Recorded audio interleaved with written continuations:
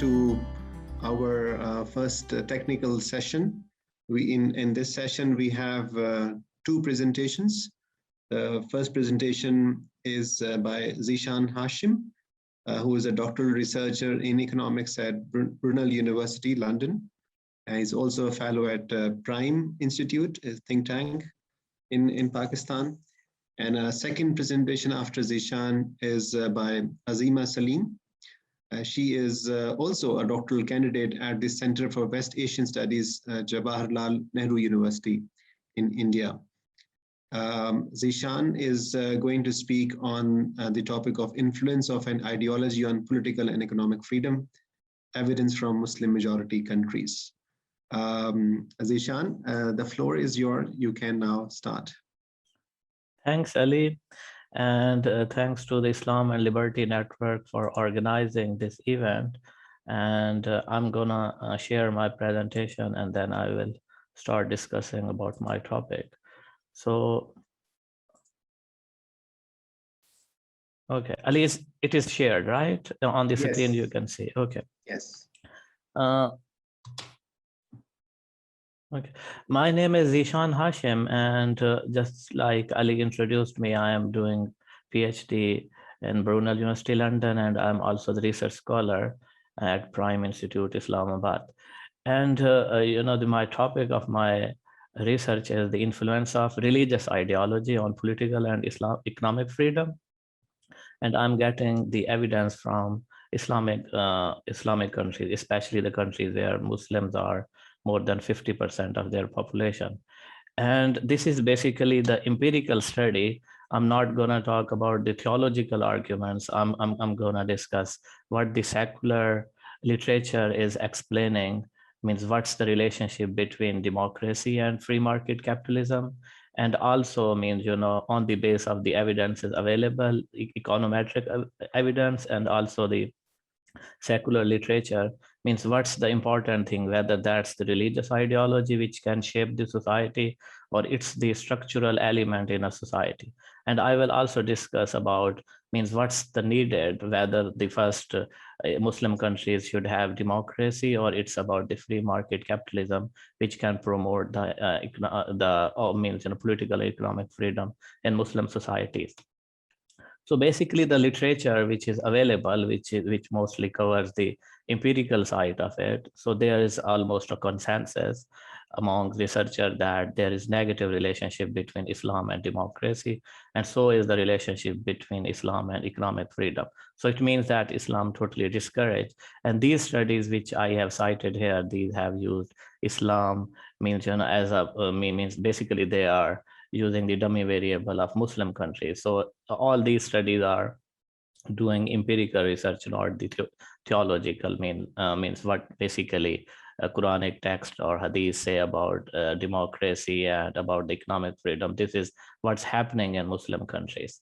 So some studies are also available which shows that the empirical studies which shows that Islam is compatible with free market capitalism, and some are saying that there's no relationship, but no study I have yet read which explain the positive relationship between Islam and democracy in Muslim majority countries. So this paper is also going to revisit these empirical evidence empirically.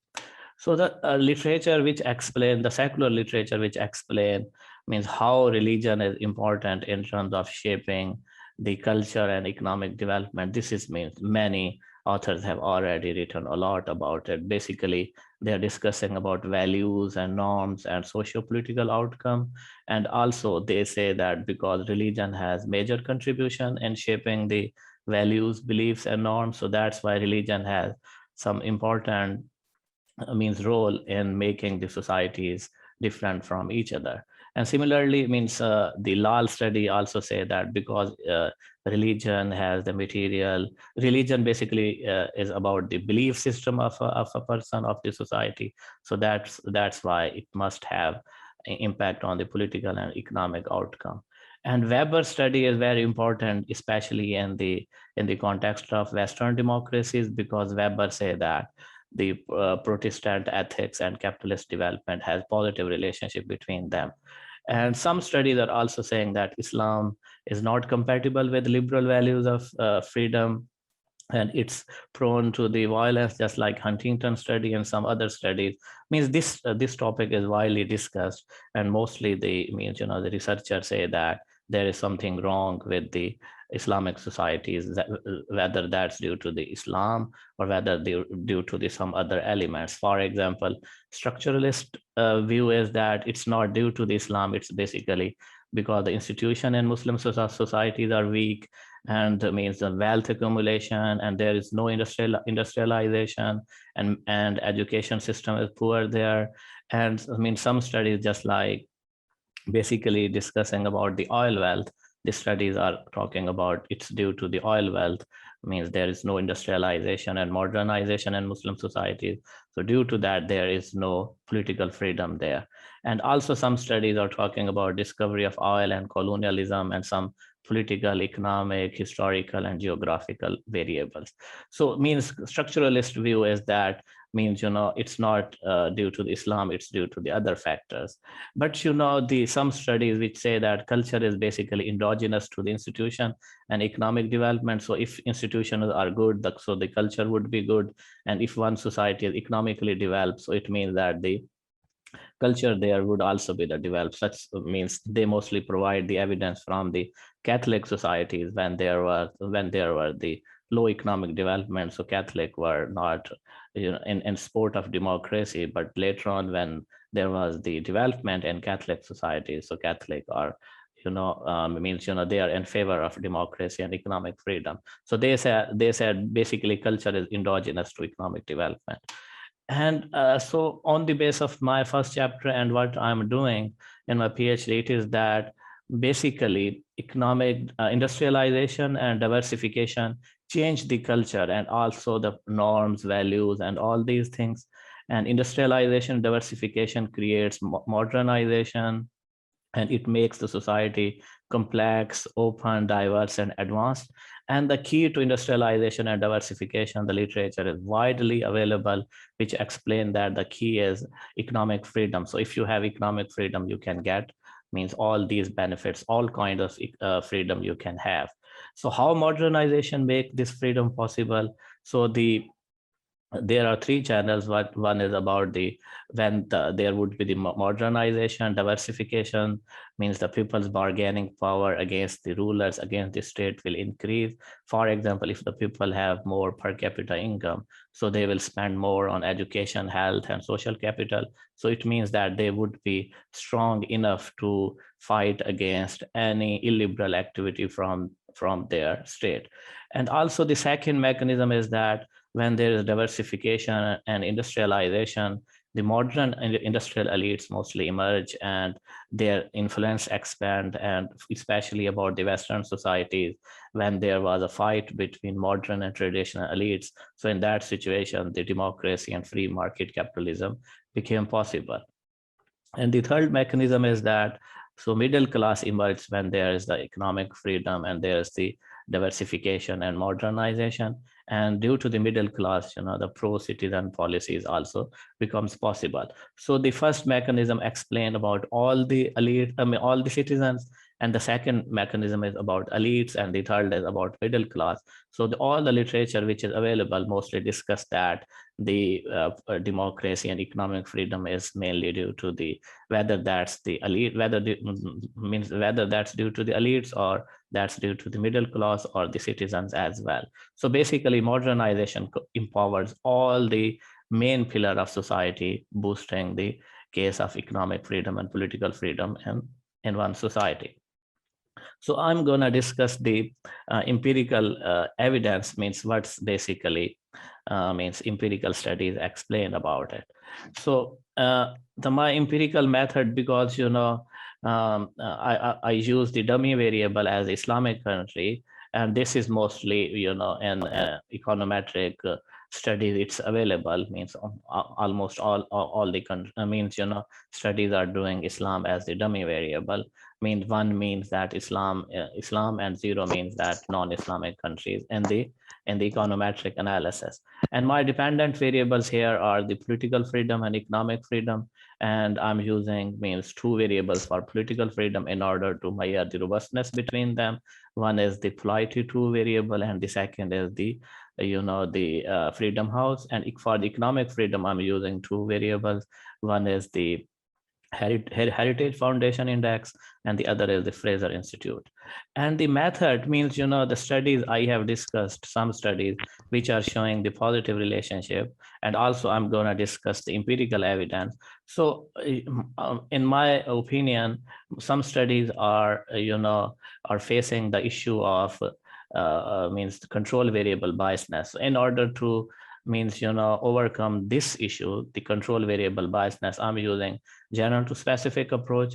And in this approach, I used around 30 variable because, I didn't want to get any result on the base of my personal biasness. I put all the variable together, 30 variables, and one by one, I dropped all the insignificant variable in order to prove myself that my study is unbiased. And OLS and random effect models I used, but I'm gonna apply the fixed effect model as well, means after this presentation, because, but before that, I want to discuss with some expert, how can I apply a fixed effect model because, my independent variable is the dummy one. And then the period, it's basically covering from 1972 to 28, and all the countries in this world, they are in my sample, but some countries doesn't have the data, so that's why they are not part of it. But I will discuss how many countries are in my sample. And this is the summary statistics. I don't have much time in order to explain all of this, so that's why I'm skipping. But in my paper, which I will submit for this conference, means I will properly discuss them as well. And if anybody after the presentation needs this, I can show to him or her. And this is my first regression study, which shows that Islam has negative influence on the democracy, whether I use the polity 2 database or whether I use the Freedom House. Both databases are showing that Islam does not support democracy. And see here, the second variable, which is not picked by me, it's basically picked by the general to specific approach. It shows that the Catholic, which were against the democracy and economic freedom, but now wherever the Catholic population is in majority, they are in support of democracy, they are in support of economic freedom. So this is interesting. And other control variables, because I don't have enough time, I'm not going to explain them, but in my paper, these would also be discussed. And the other regression is that, so here I introduced one term. It's that, okay, if there is economic crisis in a Muslim authoritarian state, so what's the result? Whether that economic crisis can generate political freedom in that country, because the literature available explains that due to the crisis, economic reforms and political reforms happens. So if there's a crisis in Muslim state, we expect that Islam Muslim countries must go for the political freedom. But here the results indicate that either it's the crisis, or either it's not. There is no difference in terms of relationship between Islamic countries and democracy there. And then I studied, okay, so what's the relationship between Islamic countries, Islam, and the economic freedom in these countries? And there is no relationship. Again, this is, negative relationship. Islam is totally against the economic freedom, according to the, you can say that regression analysis. And here I'm again saying that this is basically Islam as the countries. Now, I'm not gonna discuss theological arguments. And then, okay, I introduced, okay, if there is an economic crisis in Islamic countries, what's the outcome? It explained that, yeah, during the economic crisis, the economic reforms, economic freedom is possible.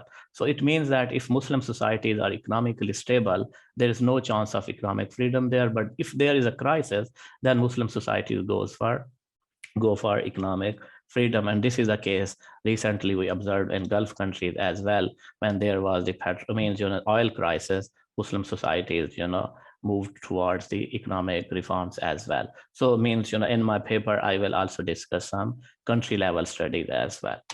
And then here I discussed, okay, if Muslim societies, adopt democracy, what would be the outcome? It explained that if Muslim societies adopt political freedom, still that discourage economic freedom. So democracy in Muslim societies is against the capitalism in Muslim society.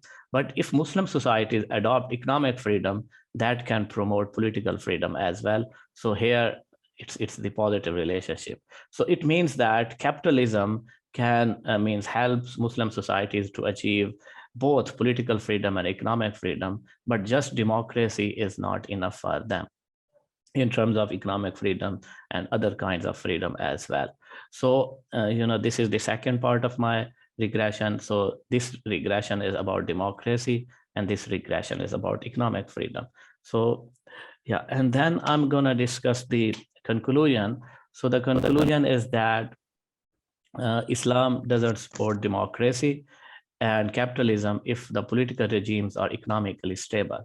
So if there is a stability on the basis of economic outcome, so there is no chance for democracy and capitalism on the basis of the historical evidence from 1972 to so far, and I have studied it on the basis of statistical methodology. But if there is economic instability in Muslim societies, then Muslim societies go for capitalism, and then capitalism can promote democracy there as well. So it's the same kind of relationship if we study the history of Western civilization.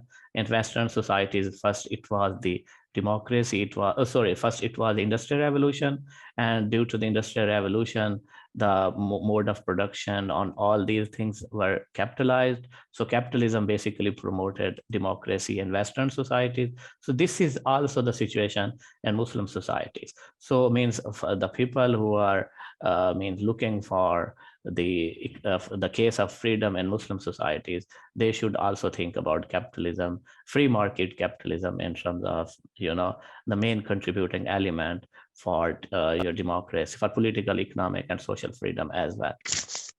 And democratization in a Muslim society basically discourage capitalism. I have discussed that. So economic freedom, the conclusion of my study is that economic freedom is a key for in order to create the democratic society. It creates modernization effect. And I have studied how modernization basically changed the society in terms of changing values and norms. And also this is the gateway. So in my opinion, this is basically the structuralistic view, which explain that the economic fundamentals are the key in order to shape a society. It's not just the religion.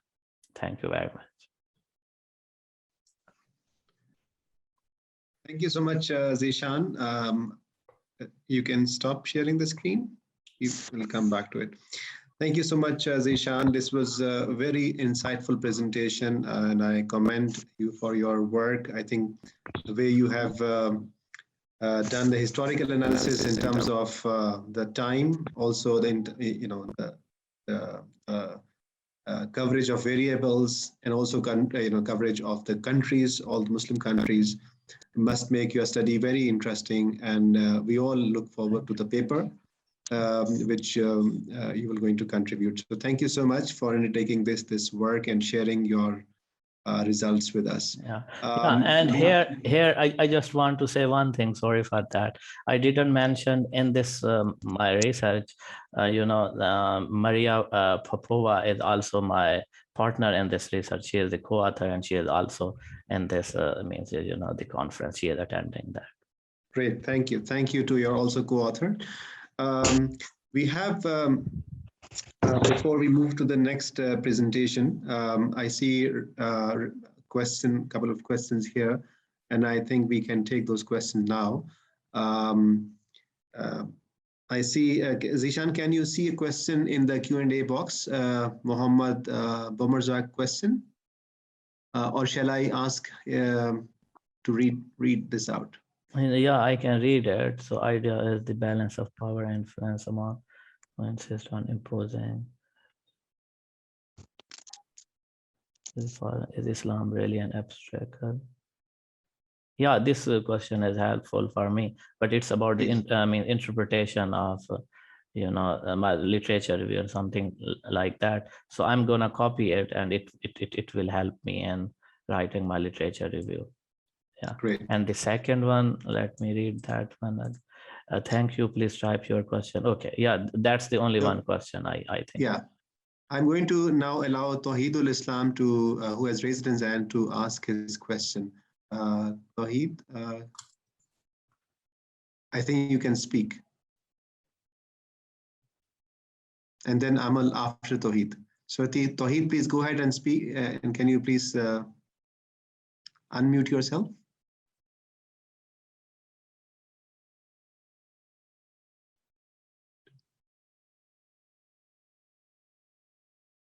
We'll come back to you, Tawheed. I see Amal, our friend from Tunisia. She has raised her hand. Amal, please go ahead.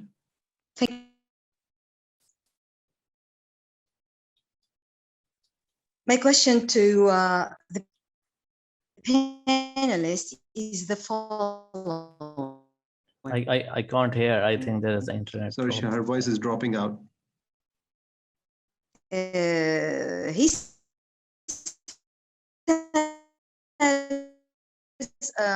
capitalism can help develop. Hear me now?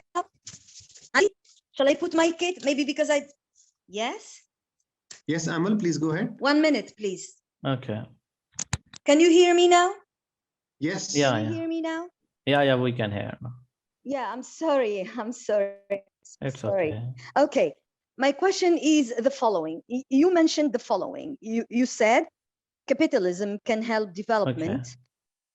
And it can promote democracy. And here, of course, you are bringing to us the Again, your voice is dropping. Experience in the West, the Western countries after the Industrial Revolution and the developing democratic society. And hello, can you hear me? Yeah, no, means we can hear you, but the question we couldn't hear that. Okay. My question is the following. You are comparing.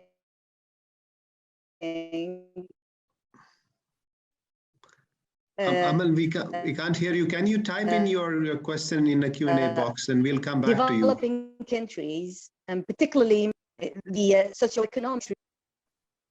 Oh, you hear me now? Yeah, I think your question is about why I am giving the example of Western society. No, I haven't started. No, I haven't started my question yet. I haven't started my question yet. I'm just introducing my question. Okay. Ali, do you hear me?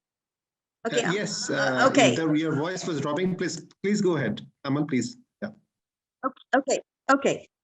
I said to our guest that he is, of course, comparing the experience of the Western countries to the realities of the. Again, the voice is dropping. If you please write your question in the.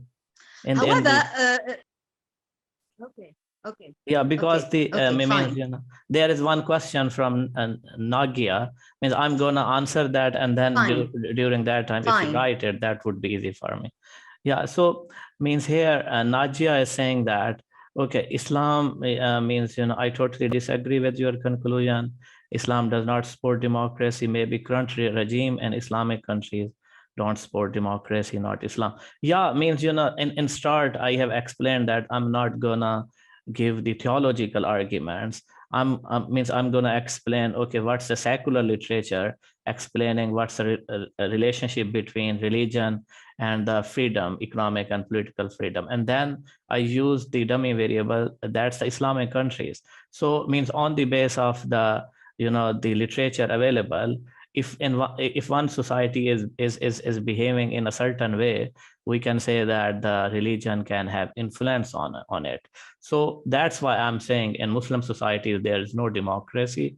And so basically in econometric studies for the Muslim societies, we use the variable means Islam, but your point is valid. So in my paper, instead of writing Islam, I will write Muslim societies as a dummy variable. So it will not create confusion about it. Thanks for this feedback. Next time in my paper, it will be Muslim societies instead of Islam. Zeeshan, can you read her question from the chat, or shall I read it for you? It's about in the chat box. Yeah. I'm reading it, and this is totally fine. Means, she is totally right that this is the big issue. The difference between Western societies and Muslim societies is that there are no formal institutions, and also the market is totally, you can say that, monopolized or controlled by the state, and it's not free market what we are talking about. And also the distribution of power is uneven. So in that situation, it's very hard for free market capitalism to succeed. And I totally agree. And, and there is nothing in my mind or in my literature I have studied means what's the key in order to promote the free market capitalism in Muslim societies. So means, this is an open-ended question, and it's really a research question for my future studies as well.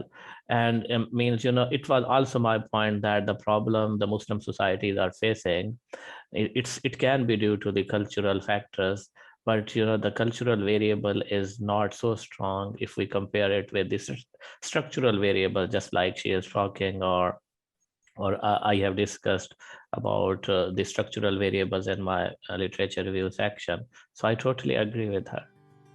Thank you so much, sir. Thank you. You're right.